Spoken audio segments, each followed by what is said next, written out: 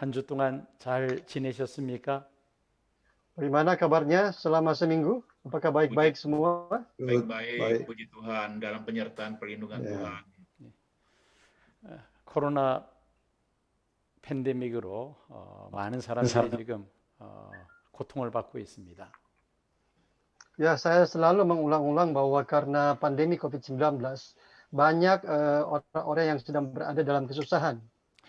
이스라엘이 최초로 이제 마스크를 벗고 이렇게 자유롭게 다닐 수 있도록 최초의 나라가 된 것이 이스라엘입니다.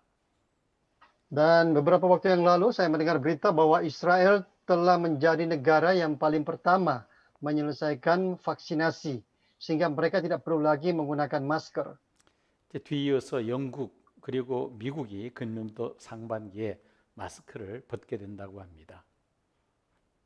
Dan mungkin setelah ini akan menyusul Inggris dan selanjutnya Amerika. 나라에서 얼마나 백신을 빨리 수입해서 백성들에게 백신을 주사를 놓느냐에 따라서 팬데믹에서 빨리 벗어날 수도 있습니다. Ya, memang bisa saja ketika sebuah negara mereka segera membeli vaksin dan memvaksinasi rakyatnya, ini bisa membuat sebuah negara bisa bebas dari COVID.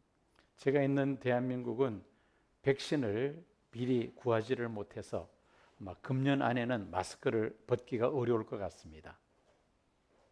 Sedangkan di Korea Selatan sendiri, karena kami mungkin terlambat mengadakan vaksinasi, barangkali sampai tahun ini kami akan tetap menggunakan masker. 인도네시아는 어떤지 모르겠습니다. Saya tidak tahu dengan situasi yang ada di Indonesia. 빨리 백신을 구입해서 백신 주사를 맞아서 이 코로나 팬데믹으로부터 빨리 자유할 수 있으면 좋겠습니다. Ya, saya berharap semoga seluruh rakyat Indonesia juga sesegera mungkin bisa mendapatkan vaksinasi dan bisa bebas dari COVID-19. 오늘 요한계시록 13번째 공부하는 시간입니다. Malam hari ini kita akan memulai lagi pelajaran kita, yaitu bab ke-13. 우리 함께 요한계시록 6장 말씀을 함께 읽도록 하겠습니다. Kita akan membaca Wahyu pasal 6 dari ayat 1 sampai 17. 말씀을 함께 읽어주시기 바랍니다. Mari kita baca bersama-sama, 1, 2, 3. Maka aku melihat anak domba itu membuka yang pertama dari ketujuh meterai itu.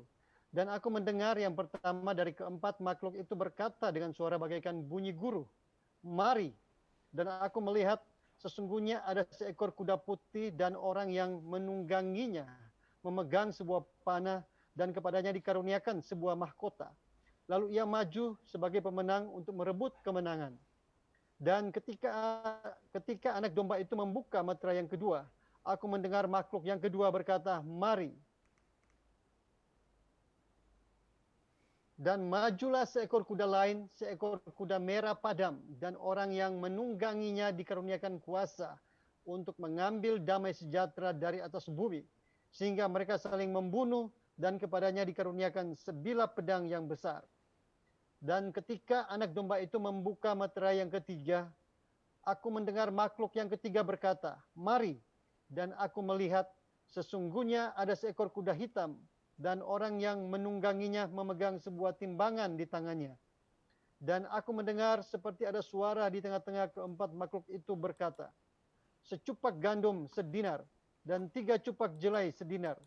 Tetapi janganlah rusakkan minyak dan anggur itu." Dan ketika anak domba itu membuka meterai yang keempat, aku mendengar suara makhluk yang keempat berkata, "Mari." Dan aku melihat sesungguhnya ada seekor kuda hijau kuning, dan orang yang menungganginya bernama Maut, dan kerajaan maut mengikutinya. Dan kepada mereka diberikan kuasa atas seperempat dari bumi untuk membunuh dengan pedang, dan dengan kelaparan, dan sampar, dan dengan binatang-binatang buas yang di bumi. Dan ketika anak domba itu membuka meterai yang kelima, aku melihat di bawah mezbah jiwa-jiwa mereka yang telah dibunuh oleh karena firman Allah dan oleh karena kesaksian yang mereka miliki. Dan mereka berseru dengan suara nyaring, katanya, berapa lamakah lagi, ya penguasa yang kudus dan benar, engkau tidak menghakimi dan tidak membalaskan darah kami kepada mereka yang diam di bumi. Dan kepada mereka masing-masing diberikan sehelai jubah putih. Dan kepada mereka dikatakan bahwa mereka harus beristirahat sedikit waktu lagi hingga genap jumlah kawan-kawan pelayan dan saudara-saudara mereka yang akan dibunuh sama seperti mereka. Maka aku melihat ketika anak domba itu membuka meterai yang keenam, sesungguhnya terjadilah gempa bumi yang dahsyat, dan matahari menjadi hitam bagaikan karung rambut, dan bulan menjadi merah seluruhnya bagaikan darah. Dan bintang-bintang di langit berjatuhan ke atas bumi bagaikan pohon ara, menggugurkan buah-buahnya yang mentah. Apabila ia digoncang angin yang kencang, maka menyusutlah langit bagaikan gulungan kitab yang digulung, dan tergeserlah gunung-gunung dan pulau-pulau dari tempatnya. Dan raja-raja di bumi dan pembesar-pembesar serta perwira-perwira dan orang-orang kaya serta orang-orang berkuasa dan semua budak serta orang merdeka bersembunyi ke dalam gua-gua dan celah-celah batu karang di gunung. Dan mereka berkata kepada gunung-gunung dan kepada batu-batu karang itu, runtuhlah menimpa kami, dan sembunyikanlah kami terhadap Dia yang duduk di atas takhta dan terhadap murka anak domba itu. Sebab sudah tiba hari besar murka mereka, dan siapakah yang dapat bertahan? 아멘. 아멘. 예, 요한계시록 그 전체에서 요한계시록 6장의 그 위치를 먼저 한번 살펴보고자 합니다. Ya, pertama-tama mari kita melihat posisi pasal 6 ini di seluruh kitab Wahyu. 요한계시록 1장은 사도 요한에게 나타난 밤모섬의 유배 생활하고 있던 사도 요한에게 나타난 예수님의 그 모습을 1장에 자세하게 기록을 하고 있습니다. Ya, di dalam pasal 1 kita sudah melihat bersama-sama, di situ muncul rupa Yesus yang menyatakan wahyu ini kepada Rasul Yohanes. 요한계시록 2장 3장은 예수님께서 그 당시 소아시아 7교회 사자들에게 주시는 편지입니다. Sedangkan pasal 2 dan 3 ini adalah pasal yang menceritakan surat-surat yang dikirim oleh Tuhan Yesus kepada 7 gereja yang ada di Asia Kecil. 4장은 사도 요한이 이리로 올라오라는 음성을 듣고 성령의 감동을 받아 그가 하늘의 보좌를 바라본 내용을 자세하게 기록하고 있습니다. Sedangkan pasal 4 adalah pasal yang mencatat bagaimana Yohanes dipanggil oleh seseorang dan pada waktu itu dia melihat takhta yang ada di surga. 하늘의 보좌의 주변에는 24장로의 자리가 있었습니다. Di sekitar takhta itu ada 24 tua-tua. 그리고 하늘 보좌 앞에는 네 영물이 있었습니다. Dan di depan takhta itu ada 4 makhluk. 그리고 그 앞에는 유리바다 같은 것이 펼쳐져 있습니다. Dan dikatakan di depan itu ada seperti lautan yang seperti kristal. 그리고 보좌 앞에 7 등불이 있습니다. Dan di depan takhta itu juga ada 7 obor. 그것은 성령님을 가리킵니다. Itu merujuk kepada Roh Kudus. 성령의 감동을 받아 하늘 보좌로 이끌려간 그 세례 사도 요한이 바라본 하늘 보좌를 요한계시록 4장에 자세하게 기록을 하고 있습니다. Jadi ketika Yohanes dipenuhi dengan Roh Kudus, maka dia dibawa ke surga dan dia melihat takhta yang di surga ini dan dia menulisnya di dalam pasal 4. 요한계시록 5장은 어린 양 예수 그리스도의 보좌라 그렇게 우리가 이름을 붙일 수가 있습니다.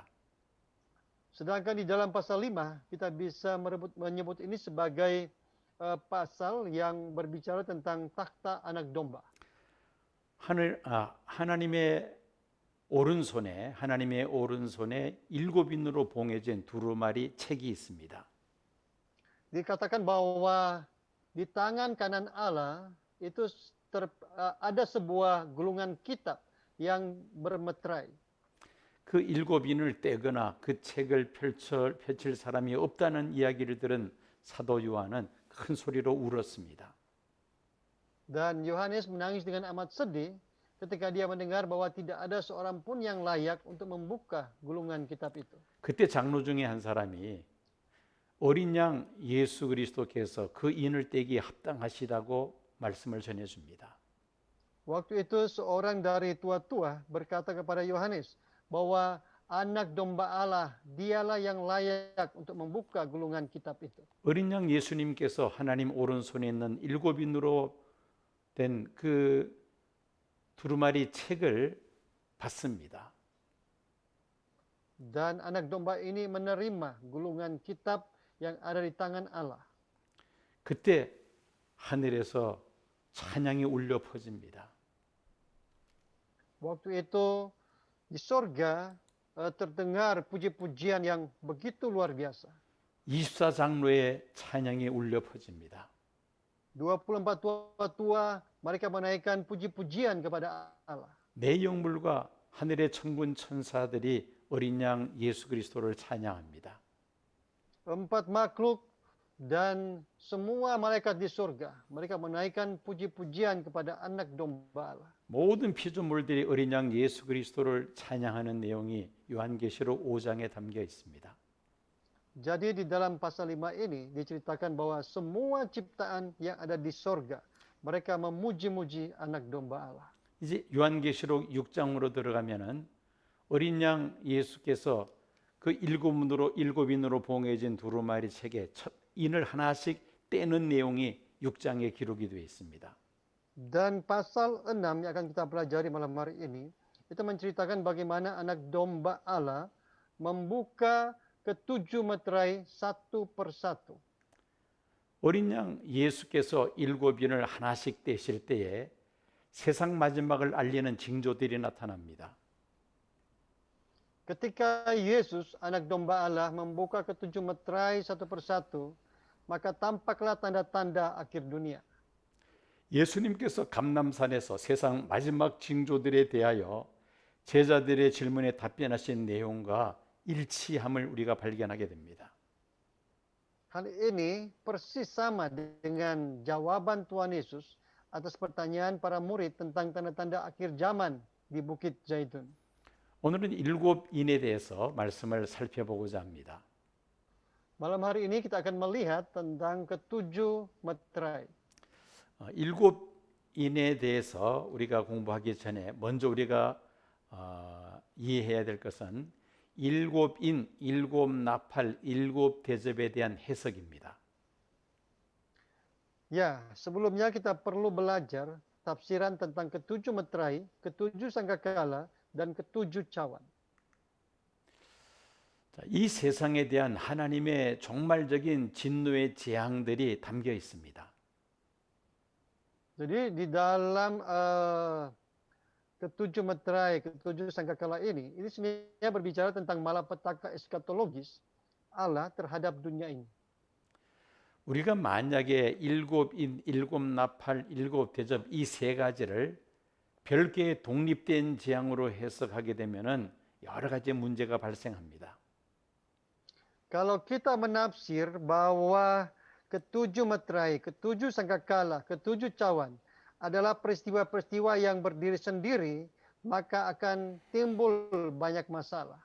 여러분들에게 일곱 인, 일곱 나팔, 일곱 대접 해석에 대한 그 문제들을 먼저 설명을 하고자 합니다. Sekarang saya akan menjelaskan kepada Bapak Ibu semua tentang masalah penafsiran ketujuh meterai, ketujuh sangkakala, dan ketujuh cawan. 요한계시록을 보면은 일곱 인 그리고 일곱 나팔, 일곱 대접 재앙이 펼쳐집니다. Kalau kita membaca dalam kitab Wahyu, itu terdapat ketujuh meterai, ketujuh sangkakala, dan ketujuh cawan. 일반적으로 인과 나팔과 대접을 독립적인 재앙으로 그렇게 생각들을 합니다. Ya, biasanya para penafsir melihat bahwa ketujuh meterai ketujuh sangkakala dan ketujuh cawan ini adalah merujuk kepada satu peristiwa. 일곱 인재앙이 끝나면 그 다음에 나팔재앙이 시작이 되고 나팔재앙이 끝나면 대접재앙이 시작된다. 그렇게 생각들을 합니다.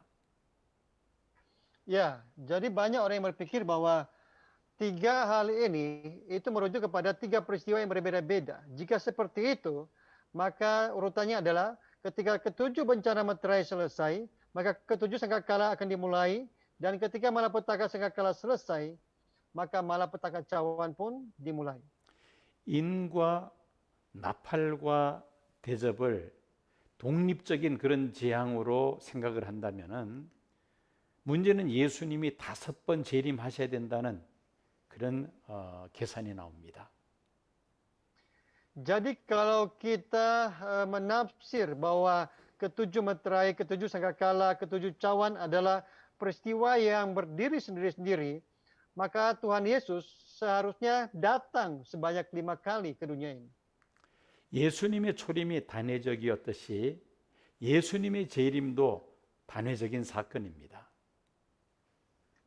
Jadi seperti kedatangan yang pertama ini bersifat tunggal, demikian juga dengan peristiwa kedatangan yang kedua atau kembali. Ini juga bersifat tunggal. 히브리서 9장 23절에서 28절까지 말씀 속에서 그런 내용을 우리가 찾아볼 수 있습니다. Kita bisa menemukan isi seperti ini di dalam Ibrani pasal 9 ayat 23.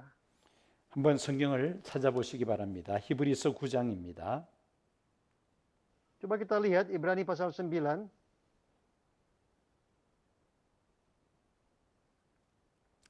(23절에서 28절까지) 말씀 가운데 시간을 아끼기 위해서 28절 마지막 절 한 절만 다 같이 읽어주시기 바랍니다.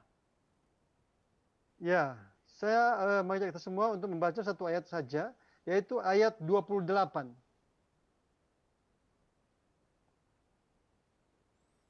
읽어주십시오. Mari kita baca bersama-sama. 1, 2, 3. Demikian pula Kristus hanya satu kali saja mengorbankan dirinya untuk menanggung dosa banyak orang. Sesudah itu ia akan menyatakan dirinya sekali lagi tanpa menanggung dosa untuk menganugerahkan keselamatan kepada mereka yang menantikan dia. 아멘. 예수님의 초림이 단회적이었듯이 예수님의 재림도 단회적인 사건입니다. Jadi seperti kedatangan Yesus yang pertama bersifat tunggal, maka kedatangan Yesus yang kedua juga bersifat tunggal. 이제 일곱인의 성격에 대해서 한번 살펴보도록 하겠습니다. Sekarang mari kita melihat sifat dari ketujuh meterai. 일곱인은 종말적 사건의 서론적인 내용입니다. Jadi ketujuh meterai ini adalah pengantar atau isi pengantar dari peristiwa eskatologis. 일곱 나팔과 일곱 대접이 실제적으로 일어나는 재앙임에 반하여 일곱인은 이런 재앙들을 대략적으로 소개하는 하나의 서론적인 그러한 내용입니다. Ya, sementara ketujuh sangkakala dan tujuh cawan adalah malapetaka yang nyata, sebaliknya ketujuh meterai adalah sebagai garis besarnya. 우리가 논문을 쓸 때 제일 먼저 서론이 나오고 그 다음에 본론과 결론이 이어지는 것처럼 일곱인은 서론에 해당되는 내용이고 일곱 나팔과 일곱 대접은 본론과 결론에 해당되는 것입니다. Jadi sama seperti kita menulis disertasi, biasanya ada pendahuluan, setelah itu menyusul isi dan penutup. Demikian juga halnya. Ketujuh meterai adalah pendahuluan, sedangkan ketujuh sangkakala dan ketujuh cawan ini termasuk isi dan penutup. 그러므로 일곱인은 종말적인 사건 자체가 아니고 그 사건들을 개괄적으로 소개하고 있는 어떻게 보면은 개론적인 그런 내용이라고 말할 수 있습니다. Ya, oleh karena itu ketujuh meterai bukanlah peristiwa eskatologis itu sendiri, tetapi pengantar umum atau semacam pemberitahuan dari peristiwa-peristiwa yang akan terjadi. 우리가 요한계시록을 공부할 때 가장 난해한 내용 가운데 하나가 바로 이 문제입니다. Jadi saat kita belajar kitab Wahyu, penafsiran bagian ini merupakan penafsiran yang paling pelik. 일곱 인과 일곱 나팔과 일곱 대접과의 이 상관 관계를 우리가 분명하게 이해해야만 합니다. Oleh karena itu kita perlu mengerti dengan benar hubungan dari ketujuh meterai, ketujuh sangkakala, dan ketujuh cawan. 일곱 인의 성격이 나팔이나 대접과 다른 이유는 그 일을 행하는 주체가 각각 다르기 때문입니다. Alasan mengapa sifat ketujuh meterai itu berbeda dengan ketujuh sangkakala atau ketujuh cawan adalah karena subjek yang mengerjakannya berbeda. 일곱 인을 떼시는 분은 어린 양 예수 그리스도이십니다. Kalau kita melihat yang membuka ketujuh meterai itu adalah Yesus Kristus, anak domba Allah. 그러나 일곱 대접과 일곱 나팔을 부는 사람은 다릅니다. Jadi berbeda yang membuka, yang meniup tujuh sangkakala dan yang menuangkan ketujuh cawan itu berbeda. 바로 천사들입니다. Siapakah yang melakukan itu? Itu adalah para malaikat. 일곱 나팔을 부는 자는 일곱 천사들입니다. Jadi yang meniup tujuh sangkakala adalah para malaikat. 그리고 일곱 대접재앙을 쏟아붓는 자도 바로 이 천사들입니다. Juga yang menuangkan ketujuh cawan itu adalah para malaikat. 자, 여기서 근본적으로 차이가 벌어지죠. Ya, jadi di sini kita bisa melihat ya perbedaan penafsiran. Kalau kita melihat bahwa yang tadi tiga itu adalah hal yang berdiri sendiri-sendiri. 일곱 인을 떼시는 분은 예수 그리스도십니다. Jadi harus diingat yang membuka ketujuh meterai adalah Yesus Kristus. 일곱 나팔과 일곱 대접재앙을 쏟아붓는 자는 천사들입니다. Yang meniup ketujuh sangkakala dan yang menuangkan ketujuh cawan adalah para malaikat. 이처럼 그 일의 주체가 다릅니다. Jadi subjek atau pelaku daripada ketiga hal ini itu berbeda. 이제 일곱 인의 내용을 좀 더 자세하게 살펴보도록 하겠습니다. Mari kita melihat dengan lebih jelas lagi. 먼저 첫 번째에서 네 번째 인입니다. Ya, pertama meterai yang pertama sampai yang keempat. 첫 번째 인은 흰 말이 등장하고요. 둘째 인을 뗄 때는 붉은 말이 등장하고, 셋째 인을 뗄 때는 검은 말, 넷째 인을 뗄 때는 청황색 말이 등장합니다. Ya, ketika dibuka meterai pertama sampai keempat, itu muncul empat kuda. Ada yang berwarna merah padam, ada yang berwarna kuning hijau, ada yang berwarna hitam, dan seperti itu. 종말적 사건들의 주요 등장 인물들이 첫 번째에서 네 번째 인을 뗄 때에 등장합니다. Jadi ketika meterai pertama sampai keempat dibuka, itu merupakan pengantar dari sosok-sosok utama dari peristiwa eskatologis. 그리고 다섯 번째 인을 뗄 때에 순교자들의 신원하는 그런 장면이 나옵니다. Sedangkan ketika meterai kelima dan enam dibuka, waktu itu ada semacam ratapan dari para orang-orang yang mati karena pemberitaan Injil. 여섯 번째 인을 뗄 때에 하늘에서 별이 쏟아지고 땅에서 지진이 나고 온 천지가 개벽하는 그런 그 재앙이 일어납니다. Sedangkan ketika meterai ke-6 dibuka, waktu itu bintang-bintang berjatuhan dari langit dan di bumi terjadi gempa dan terjadi sebuah malapetaka yang tidak pernah terjadi sebelumnya. 세상 마지막 때 있을 주요 장면에 대한 소개가 다섯 번째, 여섯 번째 인입니다. Jadi meterai ke-5 dan ke-6 ini merupakan pengantar adegan utama yang akan terjadi di akhir zaman. 일곱째 인을 뗄 때에 마치 무대의 막이 오르기 직전에 고요한 그 상태가 진행이 됩니다.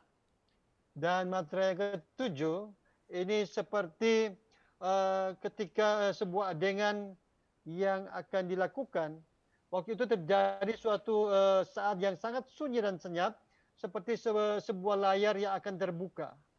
예수 우리가 눈여겨볼 만한 것은 첫 번째에서 네 번째 인을 뗄 때에 네 말이 등장하는 겁니다. Jadi yang perlu kita perhatikan di sini adalah bahwa ketika materai pertama sampai keempat dibuka, muncul 4 kuda. 역사적 사건의 배후에는 하나님께서 부리시는 영적 존재들의 활동이 있음을 우리는 이 네 말을 통해서 우리가 요한계시록 6장에서 발견할 수 있습니다. Jadi kita bisa menemukan di kitab Wahyu pasal 6 ini bahwa ada aktivitas makhluk roh yang ditugaskan Allah di balik peristiwa bersejarah. 이제 요한계시록 6장의 일곱 인에 대해서 좀 더 자세하게 살펴보겠습니다. Dan mari kita melihat dengan lebih jelas lagi ketujuh meterai ini.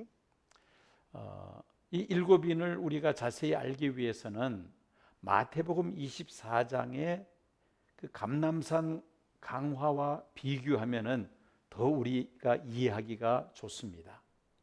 Untuk memahami ketujuh meterai ini, kita harus membandingkan dengan Matius pasal 24 yang berisi pengajaran Tuhan Yesus di Bukit Zaitun. 여러분 이 도표를 잘 보시기 바랍니다. Coba perhatikan baik-baik diagram ini. 맨 위에는 첫 번째, 두 번째 인의 순서를 열거했습니다.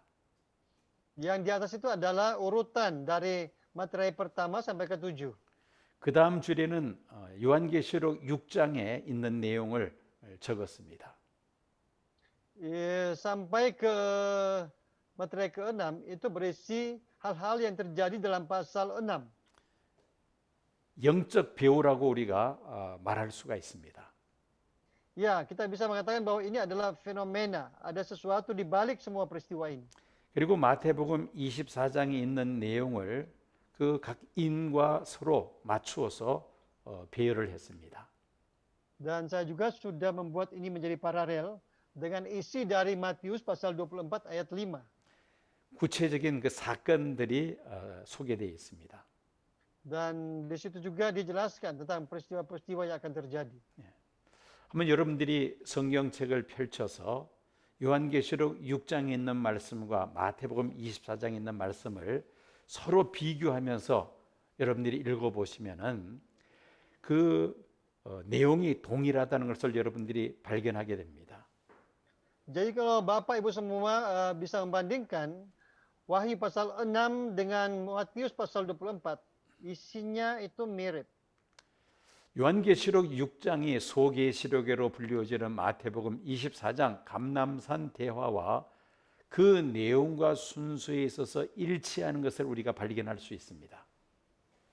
Jadi kita bisa mengetahui bahwa isi dan urutan Wahyu pasal 6 sama dengan Matius pasal 24, yaitu pengajaran Tuhan Yesus di Bukit Zaitun yang juga disebut sebagai kitab Wahyu kecil.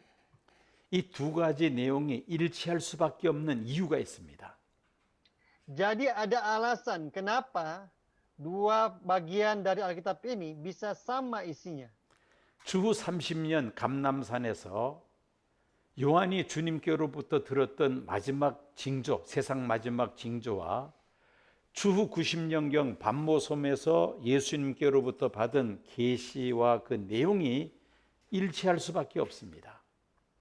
Ya, jadi tanda-tanda akhir zaman yang Yohanes dengar dari Tuhan Yesus di Bukit Zaitun sekitar tahun 30 Masehi itu sama dengan wahyu yang ia terima di Pulau Patmos sekitar tahun 90 Masehi. 마태복음 24장과 요한계시록 6장은 약 연대로 따지면 60년의 차이가 벌어집니다. Jadi Matius pasal 24 dengan kitab Wahyu itu ada rentang waktu sekitar 60 tahun. 그렇지만은 동일한 분이 말씀하신 겁니다. Tetapi di sini kita bisa melihat bahwa pribadi yang berbicara itu adalah pribadi yang sama. 예수님께서 세상 마지막 징조에 대하여 친히 하신 말씀입니다. Ini adalah perkataan Tuhan Yesus sendiri tentang hal-hal yang akan terjadi di akhir zaman. 그 말씀을 듣고 기록한 사람도 동일합니다. Dan orang yang mencatat apa yang disampaikan ini juga sama. 사도 요한입니다. Itu adalah Rasul Yohanes. 그래서 요한계시록 6장과 마태복음 24장은 그 내용과 순서에 있어서 일치할 수밖에 없습니다. Itulah alasannya kenapa Wahyu pasal 6 isinya sama seperti Matius pasal 24. 다시 말씀드립니다마는 여러분들 지금 화면에 나오는 그 요한계시록 6장의 그 순서와 마태복음 24장의 그 마지막 때 일어날 사건들에 대한 순서를 서로 비교하면은 내용이 일치한다는 것을 여러분들이 발견할 수 있습니다. Ya, jadi Bapak Ibu semua nanti bisa bandingkan sendiri seperti apa isi Wahyu pasal 6 dan Matius pasal 24. Ini benar-benar sama. 요한계시록 6장 1절 2절에 첫 번째 인을 떼실 때에 흰말이 등장합니다. Dikatakan bahwa ketika materai pertama dibuka, muncullah kuda putih. 마태복음 24장 5절을 보면은 미혹하는 일이 있을 것을 말씀하고 있습니다. Ya, dikatakan bahwa ini adalah berbicara tentang penyesatan. 흰말에 대해서는 두 가지 해석이 있습니다. Jadi ada dua penafsiran tentang kuda berwarna putih ini. 재림하시는 예수님이라고 해석하는 사람들이 있습니다. Ada orang-orang yang menafsirkan bahwa ini merujuk kepada Tuhan Yesus yang akan datang kembali. 두 번째 해석은 예수님 재림 전에 등장할 적그리스도, 미혹하는 적그리스도라고 해석하는 사람이 있습니다. Tetapi ada juga yang menafsirkan bahwa ini merujuk kepada antikristus yang akan datang untuk melakukan penyesatan. 마태복음 24장 5절 말씀에 의하면은 미혹하는 일이고 그것은 곧 적그리스도를 가리킵니다. Dan kalau kita melihat di dalam Matius pasal 24 ayat 5, itu merujuk kepada antikristus karena dia akan datang untuk melakukan penyesatan, menyesatkan banyak orang. 두 번째 인을 뗄 때에 3절 요한계시록 6장 3절 4절 보면은 붉은 말이 등장합니다. Dan kalau kita melihat materai yang kedua, ketika materai kedua dibuka, itu muncul kuda berwarna merah padam. 요한계시록 마태복음 24장 6절 7절에 의하면은 전쟁이 있을 것을 예수님께서 말씀하셨습니다.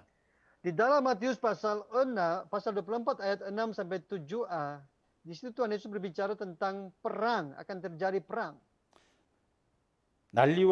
민족이 민족을 나라가 나라를 대적하여 일어나겠다고 예수님께서 말씀하셨습니다. Tuhan Yesus mengingatkan bahwa sebab bangsa akan bangkit melawan bangsa dan kerajaan melawan kerajaan. 세 번째 인을 떼실 때에 검은 말이 등장합니다. Dan ketika materai yang ketiga dibuka, muncullah kuda yang berwarna hitam. 검은 말은 기근을 의미합니다. Kuda hitam ini berbicara tentang kelaparan. 마태복음 24장 7절 하반절을 보면은 곳곳에 기근이 있을 것이라고 예수님 말씀하셨습니다. Di dalam Matius pasal 24 ayat 7b, Tuhan Yesus berfirman akan ada kelaparan dan gempa bumi di berbagai tempat. 네 번째 인을 떼실 때에 청황색 말이 등장합니다. Sedangkan ketika materai yang keempat dibuka, muncullah kuda berwarna hijau kuning. 청황색 말은 온역과 지진으로 말미암는 사망을 의미합니다. Ini berbicara tentang sakit penyakit, sampar dan kematian. 마태복음 24장 7절 하반절을 보면은 지진이 있으리니라는 말씀이 있습니다. Di dalam Matius pasal 24 ayat 7b dikatakan akan ada gempa bumi di berbagai tempat. 네 번째인 청황색 말과 관련이 있는 내용입니다. Jadi ada hubungannya dengan di kitab Wahyu, yaitu kuda yang berwarna hijau kuning. 다섯 번째 인을 떼실 때에 순교자들의 신원하는 그러한 내용이 나옵니다. Sedangkan ketika materai yang kelima dibuka, di situ kita bisa melihat rintihan atau ratapan daripada orang-orang yang mati karena memberitakan Injil. 마태복음 24장 9절에서 27절까지를 보면은 세상 마지막 때에 있을 큰 환란에 대해서 자세하게 기록을 하고 있습니다. Dan kalau kita melihat di dalam Matius pasal 24 dari ayat 9 sampai 22, di situ dijelaskan dengan jelas hal-hal yang akan terjadi pada akhir zaman. 여섯째 인을 뗄 때에 하늘이 검게 되고 하늘에서 별이 쏟아지고 땅에서 지진이 나는 이런 천재지변이 일어납니다. Ya, di dalam ayat 29 dijelaskan bahwa pada hari itu akan terjadi satu malapetaka yang seperti belum pernah terjadi di dunia ini. 마태복음 24장 29절에 그런 내용이 기록이 되어 있습니다. Jadi di dalam Matius pasal 24 ayat 29 kita bisa melihat hal-hal yang terjadi seperti itu. 마태복음 24장 29절을 찾아서 읽어주시기 바랍니다. Mari kita membaca Matius pasal 24 ayat 29 bersama-sama. 1, 2, 3. Segera sesudah siksaan pada masa itu, matahari akan menjadi gelap dan bulan tidak bercahaya dan bintang-bintang akan berjatuhan dari langit dan kuasa-kuasa langit akan goncang. 세상 마지막 때에 있을 징조에 대해서 감람산에서 예수님께서 말씀하신 마태복음 24장에 기록된 내용과 그리고 밤모섬에 유배되어 있던 사도 요한에게 7인을 어린 양 예수님께서 7인을 떼실 때 일어나는 그 sakon들의 순수한 내용이 일치하다는 것을 우리가 확인할 수가 있었습니다. Jadi dari sini kita bisa memastikan bahwa isi Matius pasal 24 ayat pasal 24 yang disampaikan oleh Tuhan Yesus di Bukit Zaitun dengan wahyu yang diterima oleh Yohanes di dalam Wahyu pasal 6 ini sama. 이런 일이 있은 후에 예수님께서 다시 오셔서 세상을 심판하시며 천년왕국 그리고 새하늘과 새 땅을 완성하실 것을 예수님께서 말씀하셨습니다. Jadi Tuhan Yesus berfirman bahwa setelah hal-hal ini terjadi, maka akan muncul kerajaan 1000 tahun. Setelah itu akan muncul langit dan bumi yang baru.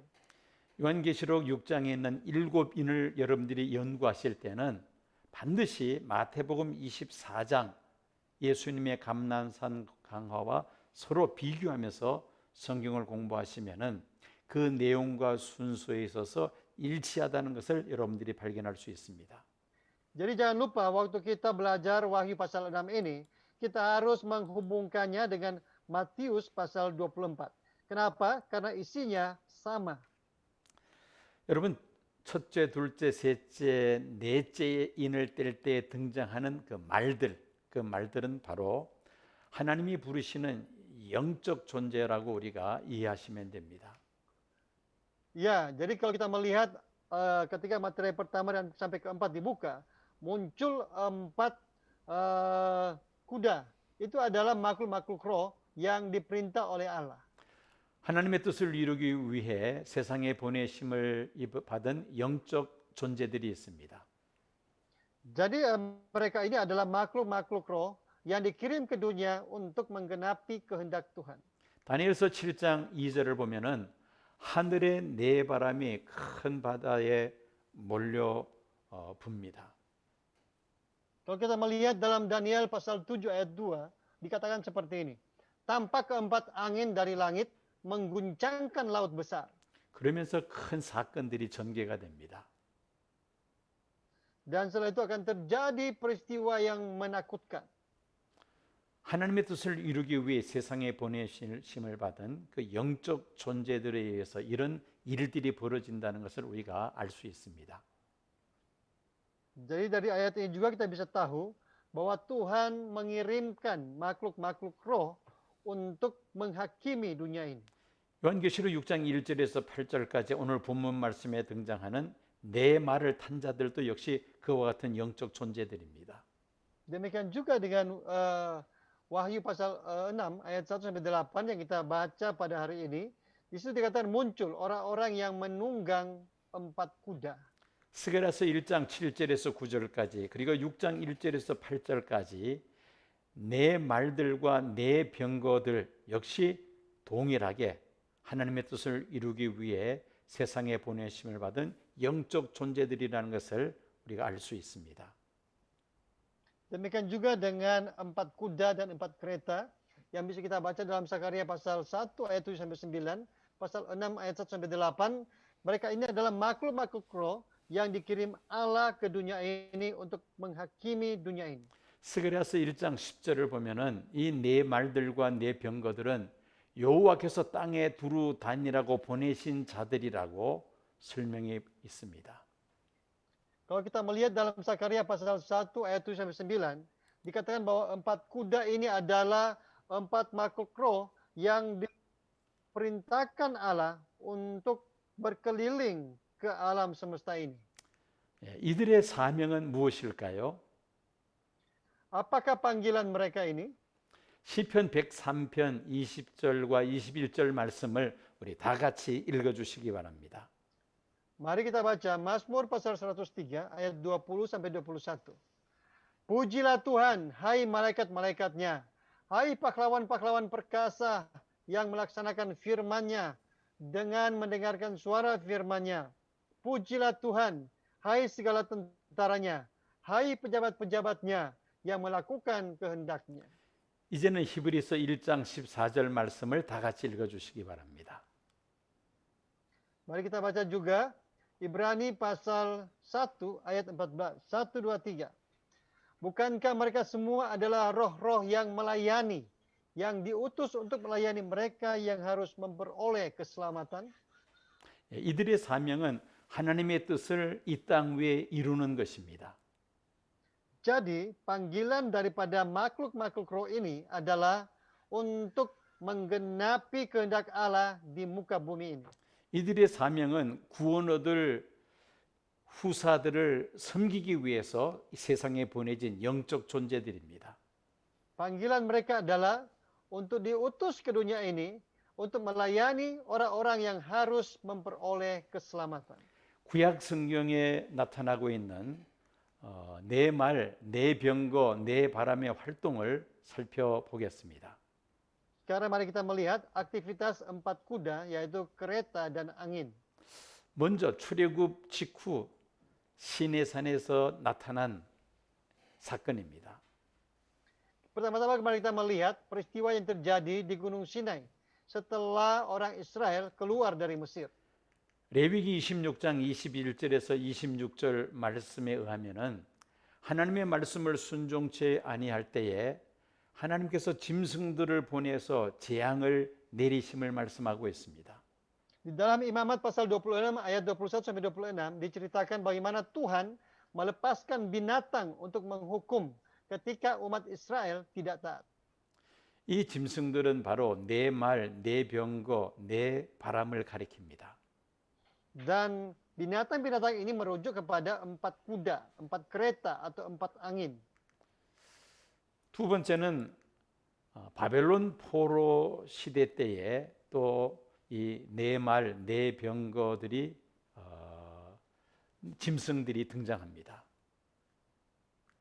Yang kedua, binatang-binatang ini juga muncul pada masa pembuangan di Babel. 에스겔서 14장을 보면은 범죄한 유다 백성들에게 칼과 기근과 사나운 짐승과 온역을 내리시겠다고 경고하십니다.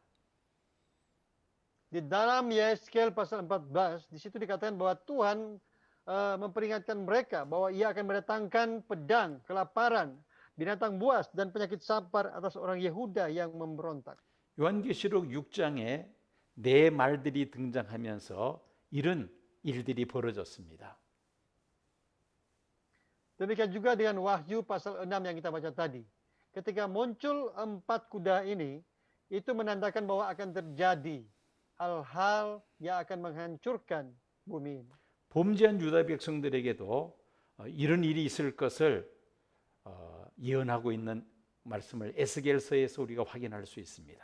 Jadi di dalam kitab Yeskel ini juga adalah kitab nubuatan bahwa Tuhan akan menghukum orang-orang Yehuda yang memberontak. 이제 포로 말기 시대 때의 사건을 살펴봅니다. Yang ketiga, ini juga terjadi pada akhir masa pembuangan orang Yehuda di Babel. 다니엘서 7장에 의하면은 하늘에 네 바람이 불면서 큰 짐승 넷이 등장합니다. Di dalam Daniel pasal 7 juga dijelaskan bahwa saat keempat angin di langit bertiup, empat binatang besar muncul. 제국의 흥망성쇠가 이 하늘의 네 바람에 의해서 결정이 됩니다. Jadi keempat angin di langit ini menentukan timbul tenggelamnya kerajaan di dunia ini. 큰 짐승 넷은 앞으로 등장할 제국들을 가리키고 있습니다. Sedangkan keempat binatang ini menunjuk kepada kerajaan-kerajaan yang akan bermunculan. 하늘에 네 바람이 불면서 네 짐승이 등장합니다. Jadi saat keempat angin bertiup, maka empat binatang besar ini akan muncul. 이제 포로 귀환 시대 때를 또 한번 살펴봅니다. Yang keempat juga adalah masa kepulangan dari pembuangan di Babel. 스가랴서 1장과 6장을 보면은 하늘에 네 바람이 불면서 네 말과 네 병거가 등장합니다.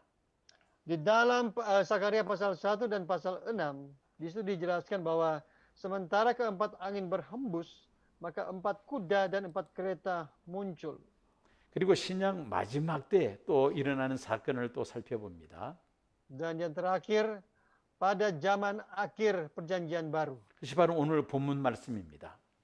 Dan itulah yang sudah kita baca tadi, yaitu Wahyu pasal 6 ayat 1 sampai 8. 첫째 인에서 넷째 인을 뗄 때에 그 네 말들이 등장합니다. Ya, muncul empat kuda ketika materai pertama sampai keempat dibuka. 하나님께서 부리시는 영적 존재들이죠. Mereka adalah makhluk-makhluk roh yang ditugaskan oleh Allah. 이 네 말들이 등장하면서 여러 가지 재앙들이 일어나기 시작합니다. Dan kehadiran mereka menandakan bahwa malapetaka akan terjadi atas bumi ini. 자, 우리는 이런 내용들을 쭉 살펴보면서 이런 결론을 내릴 수가 있습니다. Jadi sambil kita melihat hal-hal seperti ini, kita bisa membuat kesimpulan seperti ini. 하나님의 나라가 이루어지기까지는 하늘의 네 바람, 네 말, 그리고 네 병거의 역사는 계속 될 것이라는 것입니다. Bahwa pekerjaan empat angin di langit, empat kuda dan empat kereta akan terus berlanjut sampai kerajaan Allah digenapi. 여러분, 지금 우리는 어떤 시대에서 살고 있습니까? Saat ini kita sedang hidup di zaman yang seperti apa? 코로나 19 바이러스에 의해서 지금 온 세계가 지금 이 전염병으로 지금 고생들을 하고 있습니다. Saat ini kita sedang hidup di era COVID-19. Penyakit sampar sedang menyusahkan orang-orang di seluruh dunia ini. 이런 사건들은 세상 마지막의 징조라고 우리가 이해할 수가 있습니다. Hal-hal seperti ini bisa kita pahami sebagai tanda-tanda dari akhir zaman ini, akhir dunia. 일곱이는 예수님 재림 전 세상 마지막 때 일어날 사건들의 개괄적인 내용입니다. 7 meterai ini adalah semacam pengantar dari hal-hal yang akan terjadi sebelum kedatangannya yang kedua. 다른 말로 표현한다면 징조들이라고 말할 수가 있습니다. Ya, dengan ekspresi lain kita dapat katakan ini semacam tanda-tanda. 우리는 이런 징조들을 보면서 예수님 다시 오실 때가 가까워오고 있음을 우리가 느낄 수 있어야 합니다. Jadi sambil kita melihat tanda-tanda seperti ini, kita bisa merasakan bahwa kedatangan Tuhan Yesus yang kedua semakin dekat. 일곱 이는 세상 마지막 때 일어날 사건들의 징조이며 또 개괄적인 어떻게 보면은 서론적인 그런 내용입니다. Jadi itu empat materai pertama itu adalah tanda-tanda semacam pengantar dari hal-hal yang akan terjadi pada akhir zaman. 일곱째 인을 떼면은 잠시 고요한 때가 지나고 그리고 일곱 나팔이 불려지기 시작합니다. Sedangkan ketika materai ketujuh dibuka, sesaat langit menjadi sunyi dan setelah itu barulah ditiup sangkakala. 그리고 마지막 일곱째 나팔에 일곱 대접재앙이 쏟아집니다. Dan ketika sangkakala ketujuh ditiup, pada waktu itulah cawan-cawan mulai dituangkan. 일곱 나팔과 일곱 대접은 구체적인 역사적 사건들입니다. Jadi ketujuh sangkakala dan ketujuh cawan ini adalah fakta sejarah yang akan benar-benar terjadi. 일곱 인은 징조요, 하나의 개괄적인 그리고 서론적인 그런 내용들입니다. Jadi sekali lagi, ketujuh meterai ini adalah semacam tanda atau pengantar dari hal-hal yang akan terjadi di akhir zaman. 오늘은 일곱인, 즉 세상 마지막 때에 있을 여러 가지 징조들에 대해서 말씀을 살펴보았습니다. Dan malam hari ini kita sudah melihat bersama-sama seperti apa tanda-tanda yang akan terjadi pada akhir zaman. 다음 주에는 요한계시록 7장 내용을 공부하면서 이제 구체적인 일곱 나팔이 불려지면서 세상 마지막 때 있을 사건들을 우리가 공부하도록 하겠습니다. Minggu depan kita akan mulai belajar pasal 7. Kita akan masuk lebih detail lagi bagaimana ketika sangkakala, ketujuh sangkakala mulai ditiup satu persatu. 기도하겠습니다. Mari kita berdoa. 고마우신 하나님, 저희들에게 귀한 예언의 말씀을 허락하심을 감사합니다. Bapa, kami bersyukur kepadamu yang sudah mengizinkan kami untuk bisa memahami perkataan nubuatan ini. 예수님 재림 전에 있을 여러 가지 징조들에 대해서 우리가 말씀을 살펴보았습니다. Kami sudah melihat tanda-tanda akhir zaman sebelum kedatangan Tuhan Yesus yang kedua. 우리에게 이 말씀을 주신 이유는 이런 일들이 있을 때에 깨어 있어 기도하며 준비하기 위함인 줄로 믿습니다. Kami percaya kenapa kami Tuhan bisa memahami hal-hal seperti ini supaya kami tetap berjaga-jaga, kami tetap berdoa di setiap waktu. 코로나19 바이러스가 온 세상을 뒤덮으며 온역으로 온 세계가 지금 고통 중에 있습니다. Tuhan, saat ini kami sedang hidup di satu era di mana COVID-19 telah menjadi penyakit pandemi yang menyusahkan semua orang. 세상 마지막의 징조를 저희들이 지금 경험하고 있습니다. Kami sedang berada di masa di mana tanda-tanda akhir zaman sedang terjadi. 영적으로 깨어 있어 주님 다시 오심을 준비할 수 있는 믿음의 사람들 되게 하여 주시옵소서. Tuhan, tolonglah kami masing-masing agar kami menjadi orang-orang yang tetap waspada, berjaga-jaga di dalam doa kami sampai Tuhan Yesus datang kembali. 예수님 이름으로 기도드립니다. Di dalam nama Tuhan Yesus kami berdoa. 아멘. Amin.